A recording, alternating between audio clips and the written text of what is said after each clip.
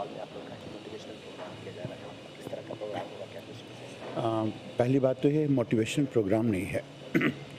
ये वास्तविक रूप में पूरे पटना को इस बारे में बताने के प्रोग्राम है कि शिक्षा में सफल वही व्यक्ति नहीं होते हैं जो आईआईटी और पीएमटी की परीक्षा पास करते हैं, और प्रतिभा उन्हीं के पास नहीं होती है जो मैथमेटिक्स के क्वेश्चन को या बायोलॉजी के नामों को याद करने की कोशिश करते हैं। इस स्थान पर हम लोग प्रतिभा के अनावरण का कार्य कर रहे हैं, और हमारी समझ से प्रतिभा उन सभी विद्यार्थियों के लिए होती है या सभी लोगों में होती है जो उन्हें समझ में भी कभी कभी नहीं आ पाती है।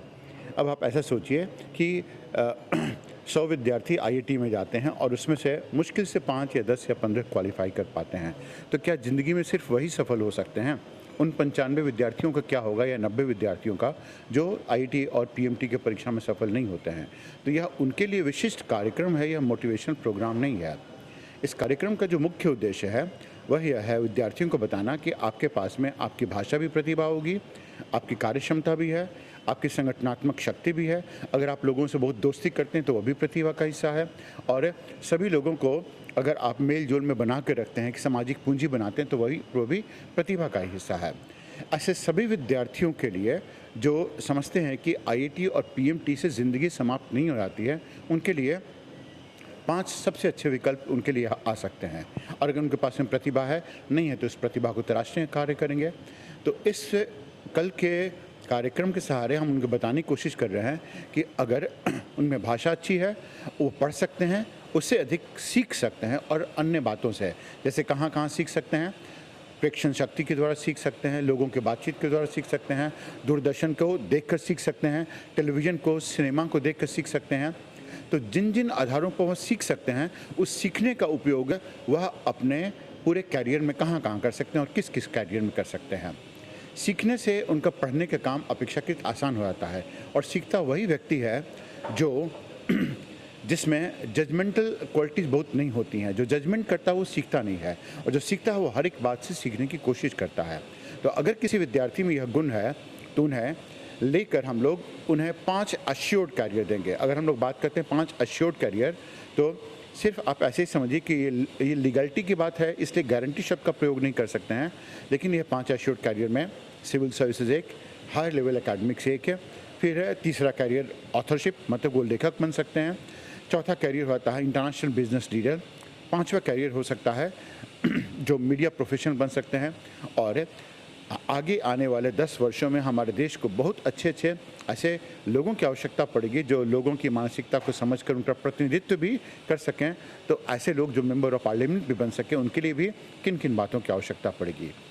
अब इन सभी कैरियर के लिए, मतलब सिविल सर्विसेज कैरियर के लिए, मीडिया के लिए कैरियर के लिए, या फिर एकेडमिक्स के कैरियर के लिए, इस पूरे के पूरे कोर्स को 12 हिस्सों में विभाजित किया गया है। कुछ जो हिस्से होंगे, पहले के 1 या 2 जो हिस्से होंगे, 2 हिस्से उसको अलग सेमेस्टर में बांटा गया है। तो पहले के जो 4 सेमेस्टर होंगे, 1 वर्ष तक हम उनकी सारी उन दोषों को दूर करने का प्रयास करेंगे जो उन्हें भी पता नहीं है लेकिन उनके अंतर्गत कहीं ना कहीं से आ गए हों। जैसे भाषा संबंधित दोष, उनके मनोवृत्ति संबंधित दोष, उनका अगर ऑब्जर्वेशन या प्रेक्षण शक्ति उनकी बेहतर नहीं हो, उससे बढ़ाने संबंधित है, या उससे संबंधित दोष, ऐसे जितने भी दोष हो सकते हैं, और कहाँ से सीख सकते हैं और किस रूप में सीख सकते हैं, सीखने का सबब क्या होना चाहिए, मर्म क्या हो सकता है, इसके बारे में उनकी पूरी बातचीत हो जाएगी पहले चरण में। दूसरे चरण में उनमें देखा जाए कि उनमें कौन कौन सी प्रतिभा है।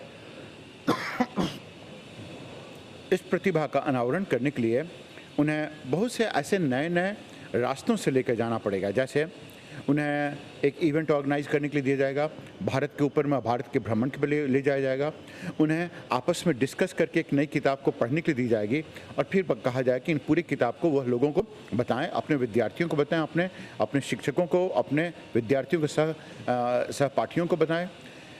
इसका 5वां पहलू चला आता है कि वो अपने बॉडी लैंग्वेज को कैसे सुधारें। यह दूसरे और तीसरे चरण में चला आता है।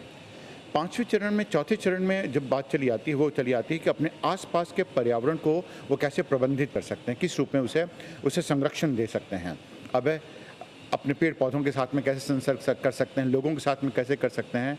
हमारा उद्देश्य इससे यह है कि वह सभी लोग जिसके साथ में यह संसर्ग रखते हैं और जिसके साथ में यह मेल जोल रखते हैं, वो सभी से सीखने का वह काम करना प्रारंभ कर दें। और जितना सीखने का प्रोग्राम करेंगे, पढ़ने का भार उनका उतना ही कम हो जाएगा, और पढ़ने का भार जितना ही कम हो जाएगा, इनके क्वालिफिकेशन करने के आसार भी उतने ही बेहतर हो जाएंगे। छठे चरण में इन्हें हम लोग जो जितने भी इन्होंने पढ़ाई की स्कूल में, पूरे पढ़ाई का उनको रिवीजन कराएंगे, क्योंकि स्कूल के बच्चों के लिए रिवीजन करना अपेक्षाकृत आसान कार्य होता है, कॉलेज के बच्चों के लिए नहीं होता है।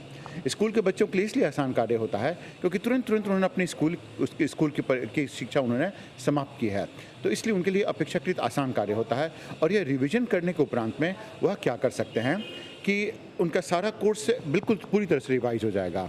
यह बेसिक स्कूलिंग में जितनी भी समस्या होगी, वो सारी की सारी समस्या को हम लोग दूर कर सकते हैं उस स्थान पर, उनकी भाषा संबंधित, उनके मनोवृत्ति संबंधित, उनके सूचना संबंधित है, और फिर उस भाषा में कैसे अपनी सूचना को पिरोने का कार्य कर सकते हैं। ठीक अंतिम चरण में आता है, जिसमें कि वह अंतिम चरण नहीं है, अनंतिम चरण में, जिसमें कि विश्व में जितने भी विषय हो सकते हैं सारे विषयों की वो तैयारी करें, जैसे विश्व का इतिहास, जैसे कि अंतर्राष्ट्रीय संबंध है, जैसे विज्ञान एवं प्रौद्योगिकी, ठीक है, जैसे भारतीय समाज है, भारत की संस्कृति, भारत की धरोहर है, और किस तरह से भारत की राज्य व्यवस्था कार्य करती है, किस तरह से सरकार यहाँ पर कार्य करते हैं, और किस रूप में ऐसा होता है कि यहाँ का विज्ञान और प्रौद्योगिकी का भी कार्य होता है। इसके अलावा उन्हें भूगोल की भी जानकारी मिलेगी, वैश्विक भूगोल, भारतीय भूगोल और पारिस्थितिक के संबंधित है।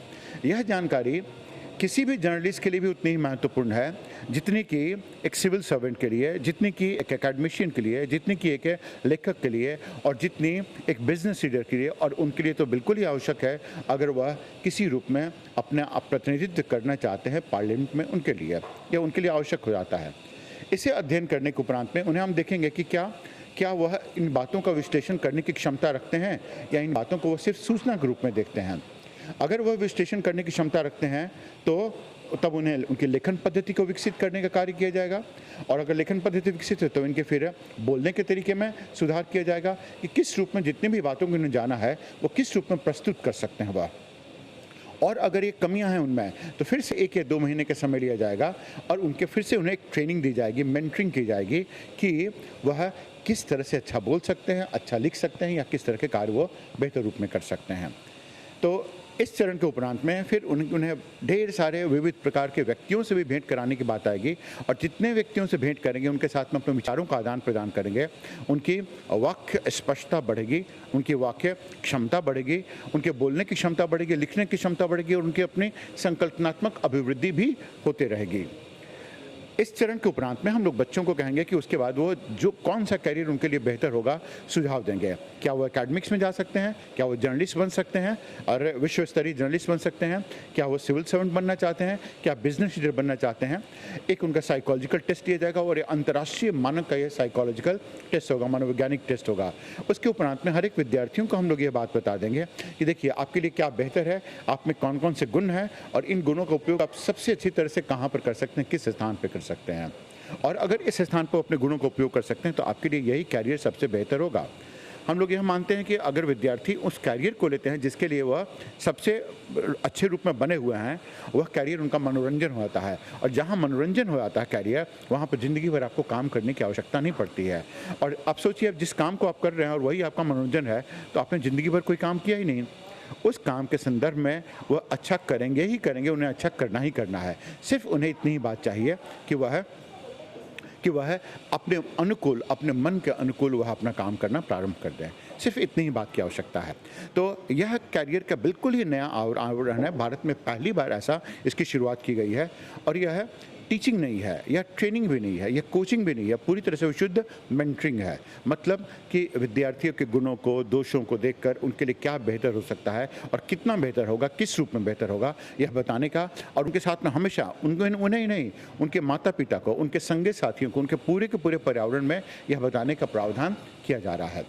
हमें इस बारे में पूरी तरह से हम लोग आश्वस्त हैं कि अगर विद्यार्थी अपना मन स्वच्छ करके इस स्थान पर आता है तो 21 साल की उम्र में, जबकि अन्य विद्यार्थी खोजते रहते हैं कि कौन सा काम किया जाए, कौन सा काम किया जाए। यह या तो लाल बत्ती की गाड़ी में घूम सकते हैं, अंतर्राष्ट्रीय स्तर के बिजनेस मैनेजर हो सकते हैं, या कोलंबिया यूनिवर्सिटी, हार्वर्ड यूनिवर्सिटी ऐसे जगह पर एडमिशन इनका हो चुका होगा, या फिर इतने इतने अच्छे पद पर चले जाएंगे जर्नलिज्म में भी जिसकी कोई बिसात नहीं होगी। इससे अभी तक ऐसा भारत में ऐसा कोई प्रयोग नहीं किया गया। अपने ग्रहण का यह बिल्कुल बिल्कुल अलौकिक, अद्भुत, अनूठा, अद्वितीय और असाधारण परियोजना है। जितनी प्रतिभा है, क्या कहना चाहेंगे? किस तरह से उनको दिशा दी जाए, क्या कुछ? बिहार में